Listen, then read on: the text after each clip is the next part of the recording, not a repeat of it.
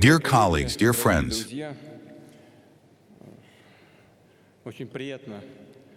it is very pleasant to be here and to take part in the work of the Congress of the Russian Engineering Union. This is one of the largest industry associations in the country. Its membership includes such leading, systemically important companies as Rostec, Roscosmos, the United Aircraft Corporation, Almaz-Antey, Uralvagonzavod, Avtovazi, as well as many other enterprises where numerous collectives of specialists, true professionals in their field, labor. Of course, in modern life, in the modern economy, everything is important.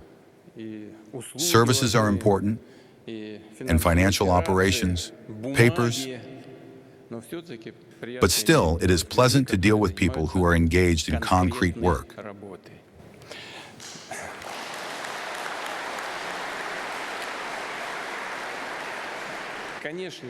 Of course, Sergei Viktorovich just said that we have many questions and problems, complex questions that need to be solved together. Well, right now it is still the 10th Congress, a Jubilee one. I will not talk about sad things. I will not talk about the key rate. I will not talk about the necessity of the availability of long money and about the strengthening of the ruble. I meet with many of you regularly. All of this is known. We discuss it with the government, with the central bank. You are in the material well informed.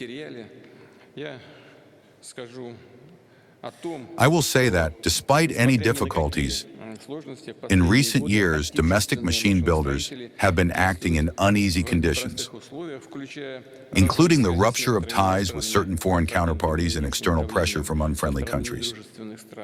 But nevertheless, in these circumstances, Russian companies, their heads and employees exhibit flexibility and the ability to apply non-standard approaches.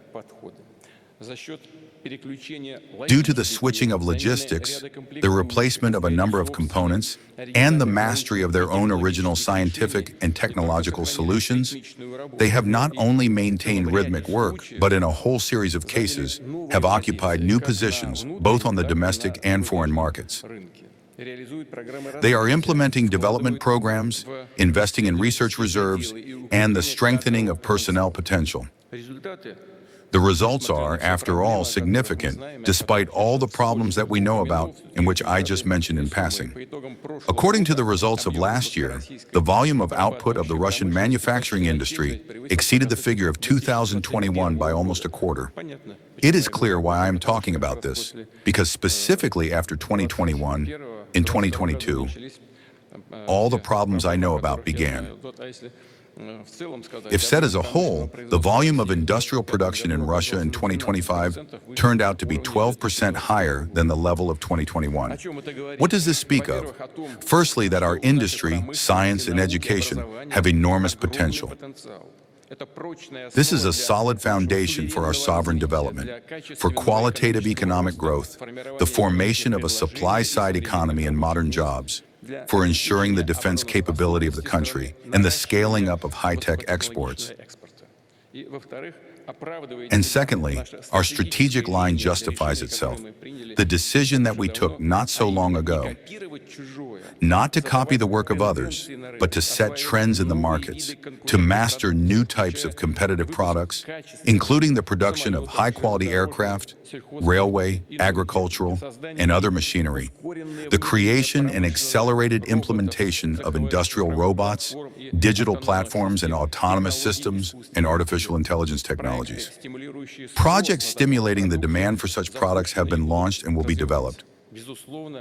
Unconditionally, we will continue to support them. I know that many believe that the instruments offered by the government might be insufficient, but they nevertheless exist, and many, including those present in this hall, use these instruments, and quite successfully. At the same time, I will emphasize again, in strengthening our technological sovereignty, we do not intend to close ourselves off. On the contrary, we intend to create and expand mutually beneficial alliances with other states to support the initiatives of foreign partners in which Russian machines, equipment, and technological platforms are used. Such a combination of the intellectual and resource potential of different countries on the principles of mutual respect for interests will open additional opportunities for the domestic research school, industrial enterprises, and also the service sector, which I also already mentioned. At the same time, life itself, the challenges with which we have been faced, have proved the correctness of the thesis that it is necessary for us to independently produce critically important products. To have our own technological keys to all manufacturing that is fundamentally significant for the economy, for the improvement of the quality of people's lives, and, of course, the ensuring of the security of the state. In this connection, special words of gratitude go to the collectives of the enterprises of the military-industrial complex, which has already been mentioned here. You are confidently fulfilling the State Defense Order, which has grown noticeably since the start of the special military operation. You are looking ahead, launching into series production promising types of military equipment developed on the basis of modern combat experience. You are doing everything for the reliable supply of our armed forces. I will remind you that at the last St. Petersburg Economic Forum, certain principles were outlined on which we will strengthen our sovereignty in the sphere of defense and security. Among them is the maximally wide introduction of the best technological and organizational innovations, for which it is necessary to constantly analyze not only our own, but of course also the best foreign experience.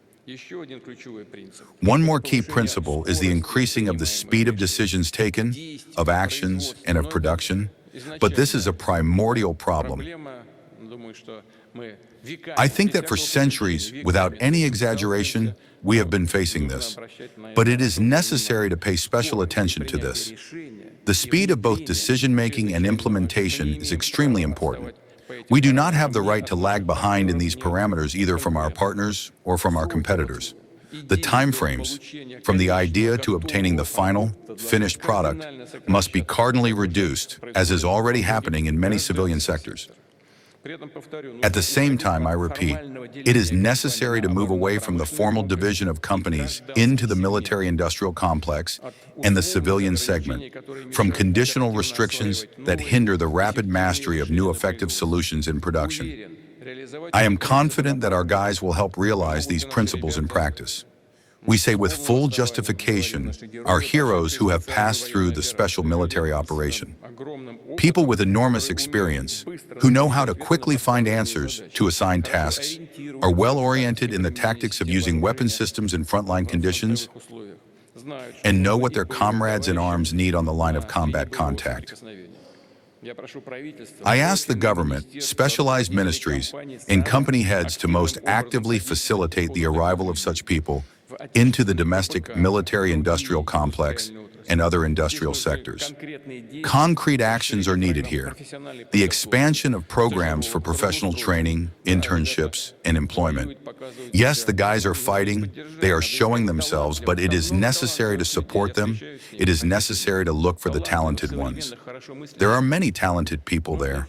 I meet with them. Believe me, talented, modern, well-thinking people. It is necessary to search for them, find them, and help. I want to separately thank domestic enterprises, the Union of Machine Builders, Sergei Viktorovich just spoke about this, for the humanitarian support of our fighters, as well as for the help to citizens in the border regions who have found themselves in a difficult situation. Such effective, active participation in the fate of people, regions, and the country as a whole deserves enormous respect, encouragement, and attention. And one more thing. Within the framework of the Union of Machine Builders, more than 30 specialized structures operate with the participation of enterprise heads, representatives of government bodies, the scientific and financial community, and industry specialists.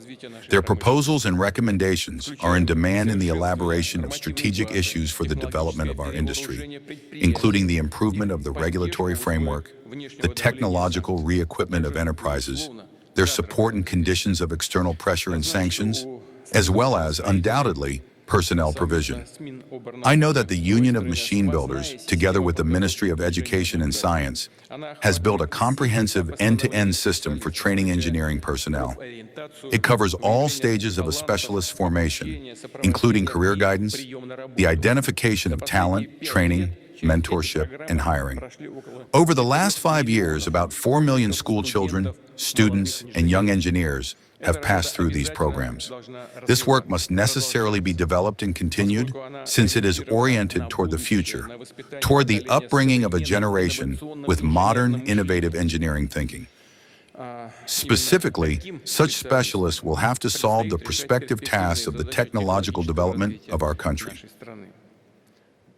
To make machine-building enterprises in all of Russian industry stronger, more stable, and more effective.